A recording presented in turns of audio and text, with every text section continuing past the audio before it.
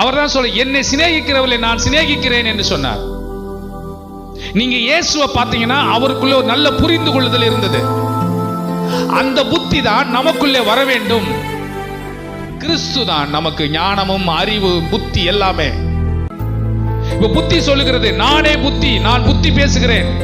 என்னாலே ராஜாக்கள் ஆளுகிறார்கள், பிரபுக்கள், அதிகாரிகள், நியாயாதிபதிகள் எல்லாரும் என்னாலே தான் அவர்களுக்கு இப்படிப்பட்ட வேலைகள் கிடைக்கிறது. அவர்கள் தான் புரிந்து கொண்டு காரியங்களை செய்கிறார்கள். அதை கொடுக்கிறது நான்.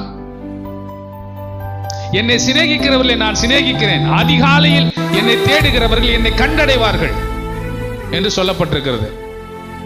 எதை அதிகாலையில தேடணும்? சாலமோன் சொல்றாரு, அதிகாலையில் என்னை தேடுகிறவர்கள் சொன்ன புத்தி தான் சொல்லுது. காலையில் எழுந்த உடனே, ஆண்டவர் எனக்கு ஒரு புரிந்து கொள்ளுதலை தாரும், எனக்கு ஒரு அண்டர்ஸ்டாண்டிங்கை தாரும், நான் எல்லாவற்றையும் தவறாக புரிந்து கொள்கிறேனே, எனக்கு நல்ல ஒரு புத்தியை தாரும் என்று நீங்கள் தேவனிடத்தில் கேட்கும் பொழுது அதுதான் அதிகாலையிலே தேட சொல்லுகிறார். அதிகாலையில் தேடுவினை கண்டறிவார்கள் என்று சொன்னால் காலையிலே எழும்பி தேவ சமூகத்துக்கு போவது, பாடுவது, துதிப்பது, ஆராதிப்பது. அப்பதான் ஒரு மனிதனுக்கு புரிந்து கொள்ளுதல் வரும், அண்டர்ஸ்டாண்டிங் வரும். இல்லாவிட்டால் எல்லாவற்றையும் தவறாக புரிந்து கொள்வார்கள். சொல்வது, தன் உதடுகளை அடக்குகிறவன் புத்திமான். உதடுகள் என்று சொன்னால் இந்த வாய் சம்பந்தமான காரியங்கள் தான். சிலர் சொல்லுவாங்களா, உனக்கு வினையே எங்கதான் இருக்கு? வாயில தான் இருக்குது. சிலருக்கு வாயை அடக்க முடியாது.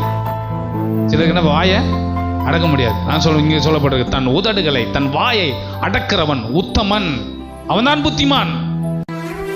ஏன் சொன்னால் தன் உதடுகளை அடக்குகிறவன் புத்திமான். 1 கொரிந்தியர் 14:20 சொல்லுகிறது, சகோதரரே, நீங்கள் புத்தியிலே குழந்தைகளாய் இராதீங்கள், துர்குணத்திலே குழந்தைகளாயும் புத்தியிலே தேறினவர்களாகி இருங்கள். எதுல நம்ம தேறி இருக்கணும்னா புத்தியில தேறி இருக்க வேண்டும். இந்த புத்தி யாரு? இயேசு கிறிஸ்து. அவர்கிட்ட போனாதான் இந்த அண்டர்ஸ்டாண்டிங், புரிந்து கொள்ளுதல் என்கிற ஒரு வரம் நமக்கு கிடைக்கும்.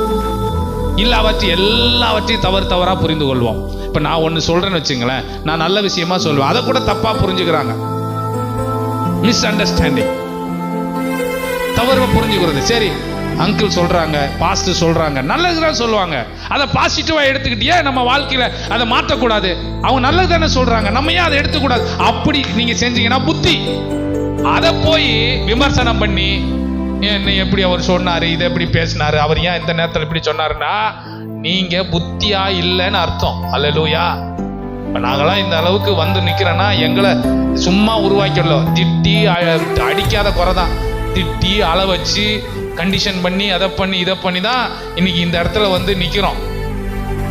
சும்மா யாருமே நம்மளை கண்டிஷன் பண்ணக்கூடாதுன்னு நம்ம மனசு நினைக்கும். அப்படி நினைக்காதீங்க. யாராவது உங்களை கண்டிஷன் பண்ணுனா நல்லதுன்னு சொல்லுங்க. எல்லாருக்கும் முன்னாடி உங்க ஊழியக்காரர் உங்களை கடிந்து கொள்கிறாரா, நல்லதுன்னு சொல்லுங்க. ஏன்னா தேவன் உங்களை ஊழியத்தில் பயன்படுத்த விரும்புகிறார்.